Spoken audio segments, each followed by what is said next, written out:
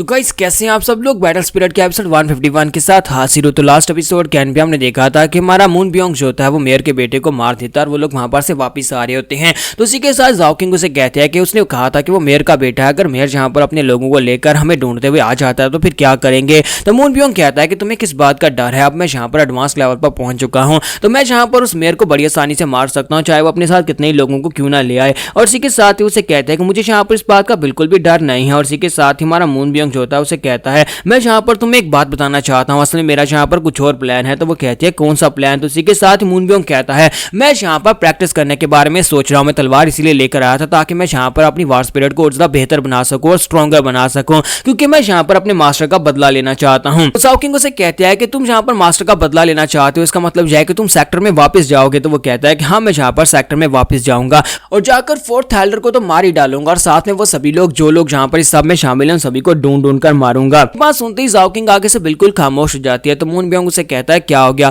क्या तुम्हें यहाँ पर मेरा प्लान पसंद नहीं आया या फिर तुम अपने मास्टर का बदला लेना चाहती। तो वो कहते हैं कि नहीं ऐसी बात नहीं है, मैं तो बस यहाँ पर ये सोच रही हूँ कि जहाँ पर भी तुम जाओगे मैं तुम्हारे साथ ही जाऊंगी। तो ये बात सुनने के बाद मून बियोंग उसे कहता है ये तो अच्छी बात है और उसी के साथ ही उसका हाथ पकड़ती है और उसे कहते हैं कि चलो पहले घर पर जाकर कुछ अच्छा बनाकर खाते हैं। और उसके बाद वो लोग वहां से फैसला कर लेते हैं अपने घर को छोड़कर जाने का। तो वहां पर गांव वाली आंटियां जो होती हैं वहां पर आती है और उनसे कहते हैं कि अभी तो तुम्हें यहाँ पर रहते हुए 1 महीना ही हुआ है और तुम लोग यहाँ पर से जाना भी चाहते हो, अभी हमने तुम्हें ठीक से जाना भी नहीं। वो आंटियां से कहती है कि अभी तो हमने तुम्हारे हस्बैंड को भी नहीं देखा और तुम्हारा हस्बैंड जो है वो घर से बाहर निकलता नहीं है, तो शायद हम लोग आज उसे यहाँ पर देख पाए। तो आंटी उसे कहती है कि वापस कब आओगे। तो वो कहते हैं कि वापस हो सकता है कि वापस आए लेकिन चांसेस कम है क्योंकि हम लोग यहाँ पर से कहीं दूर जा रहे हैं। तो ये बात सुनने के बाद वो आंटीज जो होती हैं उसे कहती है कि अच्छा ठीक है, लेकिन यहाँ पर अगर तुम्हें कभी भी कोई दिक्कत हो तो वापस यहीं पर आ जाना, यहाँ पर ये समझो कि ये सारे का सारा गाँव तुम्हारा और ये घर तुम्हारा ही रहेगा। और इसी के साथ ही मून बियोंग भी अंदर से निकल कर आता है। तो उसे कहती है कि तुम्हारा हस्बैंड तो बहुत ज्यादा हैंडसम है। इसके साथ ही वो आंटीज जो होती हैं वहां पर उन्हें गुड बाय बोल देती हैं और इसी के साथ ही मून बियोंग और हमारी जाओ किंग जो होती है वहां पर से आगे बढ़ जाती हैं। तो वहां पर रास्ते में जाते हुए हमारी जाओ किंग कहती है कि अब हम लोग यहाँ पर से कहां पर जाने वाले हैं। तो मून बियोंग कहता है कि मैंने एक केव ढूंढी, हम लोग उस केव के अंदर जाकर ट्रेनिंग करेंगे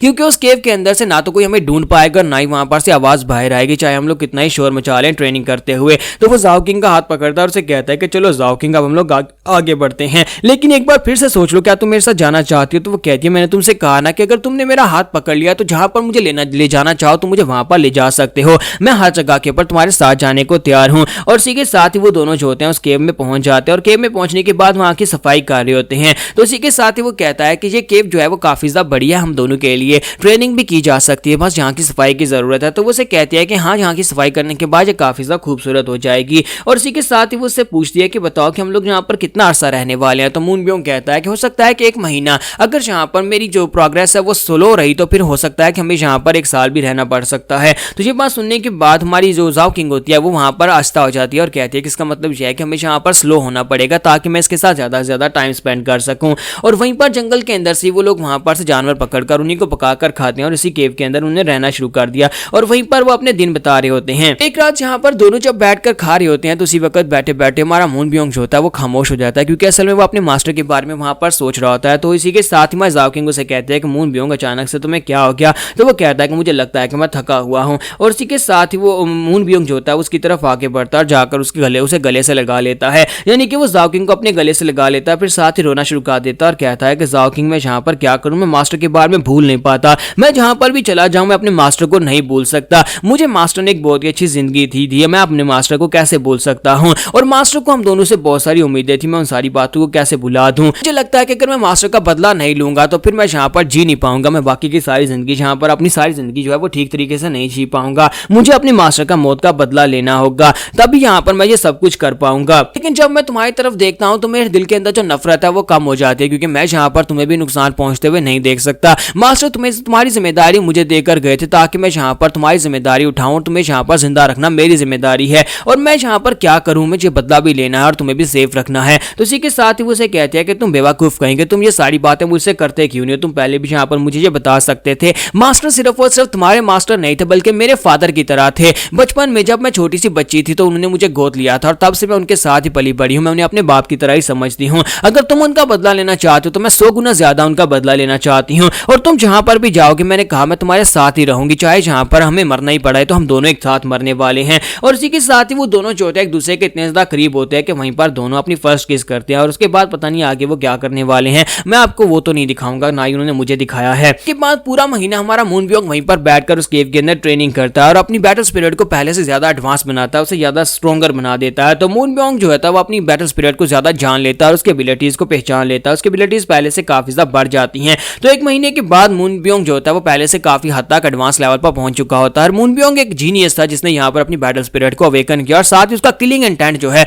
बाकी किसी भी बैटल स्पिरिट से ज्यादा बेहतर होता है। तो वो दोनों अब यहाँ पर से फाइनली अपने सेक्टर को फेस करने के लिए निकल पड़ते हैं ताकि जाकर फोर्थ एल्डर को मारकर अपना बदला पूरा कर सकें और दोनों वहां पर से अपने सेक्टर की तरफ निकल पड़ते हैं। जब वो सेक्टर में वापस आते हैं तो इसी के साथ जाओ किंग उसे कहती है कि मून ब्योंग हम लोग डायरेक्टली जहां पर से फोर्थ एल्डर के पास जाएंगे। तो वो कहता है कि हम लोग जहां पर से डायरेक्टली जाने वाले हैं और जो भी हमें रोकने की कोशिश करेगा मैं उसे मार डालूंगा। और इसी के साथ उसे कहता है कि बस चुपचाप मेरे साथ चलो। और दोनों जैसे ही वहां पर सीढ़ियां चढ़ के दरवाजे में पहुंचते हैं तो वहां पर जो दो गार्ड लड़कियां खड़ी होती हैं वो कहती हैं कि ये दोनों, इन्हें देखकर लगता है कि ये दोनों सेक्टर के डिसाइपल्स हैं। तो ये कहती है कि हाँ मुझे याद आया कि 3 लोग यहाँ पर से बाहर गए थे, इनका मास्टर भी इनके साथ गया था, लेकिन अब सिर्फ 2 लोग क्यों वापस आ रहे हैं। और इसी के साथ ही वो लोग वहां पर से बीच से गुजरकर जाने लगते हैं क्योंकि वो लोग उन्हें जो है उनके बैच वगैरह चेक नहीं करेंगे क्योंकि उन्हें पता है कि वो सेक्टर के डिसाइपल्स हैं। लेकिन जैसे वो जाने लगते हैं इसी के साथ ही वो लड़कियां कहती हैं कि ये क्या इनके साथ एक तीसरा आदमी था, वो यहाँ पर इनके साथ क्यों नहीं है, ये 2 क्यों हैं। तो मून ब्योंग उनकी बात सुन लेता है और उसे एक झटका लगता है, वहीं पर रुक जाता है। तो मून ब्योंग जब वहां पर रुक जाता है जाओ किंग उसे कहते हैं कि सब कुछ ठीक है, सब कुछ ठीक है, तुम बस यहाँ पर उनकी बात को इग्नोर करो, चलो आगे बढ़ते हैं।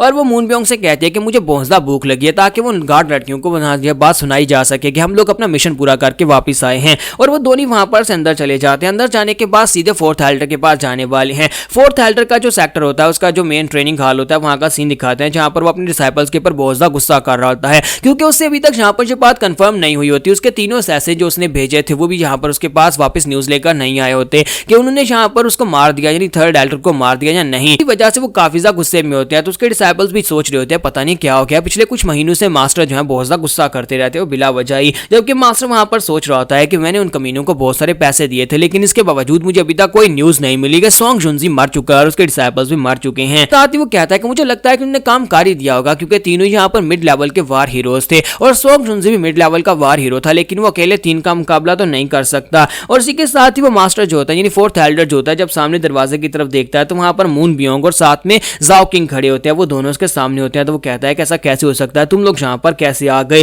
तो मून ब्योंग अपनी तलवार निकालता है और उसे कहता है कि मोटे पिक गई कि अब तुम्हारे यहाँ पर मरने का वक्त आ चुका है, तुमने हमारे मास्टर के साथ जो कुछ भी किया तुम्हें उसका बदला चुकाना पड़ेगा, हम लोग यहाँ पर अपने खून का कर्ज लेने के लिए आए हैं। और इसी के साथ मून ब्योंग उसके ऊपर अटैक करने के लिए आगे बढ़ता है। तो फोर्थ एल्डर जो होता है अपनी एनर्जी के साथ सामने एक शील्ड बना लेते हैं अपने आप को प्रोटेक्ट करने के लिए, लेकिन मून ब्योंग की तलवार काफी ज्यादा पावरफुल होती है, वो उसकी शील्ड के टुकड़े टुकड़े कर देती है, वहां पर जबरदस्त एनर्जी निकलती है और फोर्थ एल्डर पीछे की तरफ गिर जाता है और कहता है ऐसा कैसे हो सकता है कि इस लड़के की पावर लेवल इतनी ज्यादा कैसे बढ़ गई है कि इसने मेरे बैरियर को इतनी आसानी से तोड़ दिया। अगर इसने अपनी बैटल स्पिरिट को अवेकन किया भी है तब भी एक लो लेवल का वॉरियर होना चाहिए था। मून ब्योंग उसे कहता है कि मास्टर यहाँ पर हमें बचाते हुए मारे गए, जिन लोगों को तुमने उसे मारने के लिए भेजा था उन लोगों ने अपने मिशन को पूरा किया, हमारे मास्टर मर गए, लेकिन अब हम लोग यहाँ पर अपने मास्टर का बदला लेंगे। तो यहाँ पर हम लोग अपनी एपिसोड 151 का एंड करेंगे और नेक्स्ट एपिसोड में देखेंगे कि अब आगे और क्या होने वाला है। आज ये लड़की जो है यानी जाओ किंग जो है ये यहाँ पर मरी कैसे थी जिसकी वजह से हमारा मून ब्योंग जो है हमेशा उसे याद करता रहता है।